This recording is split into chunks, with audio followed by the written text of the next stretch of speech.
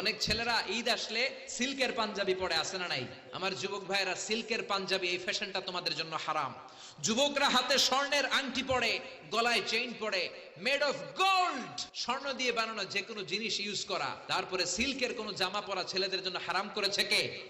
ছেলেদের জন্য চুরি পরা হারাম করছে কে? ট্যাটু লাগায় অনেকে, ট্যাটু চিনেন? এটা ইলেকট্রিক্যাল শক দিয়ে, নিডল দিয়ে, ডাইং এর মাধ্যমে রং দিয়ে এই ট্যাটুটা বানায়। কোন মুসলমানের বাচ্চা এই ট্যাটু গায়ের মধ্যে লাগাতে পারে? এই ট্যাটু লাগালে কোনো ইবাদত তোমার কবুল হবে?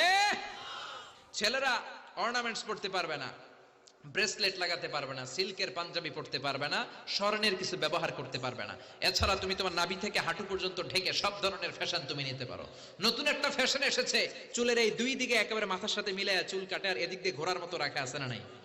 আমি এটার নাম দিয়েছি হর্স কাটিং। বিশ্বনবী বলেছেন, নাহা রাসূলুল্লাহ আনিল কাযাহ, এই হেয়ার কাটটা নিতে বিশ্বনবী নিষেধ করেছেন। কোন মেয়ে পাতলা পোশাক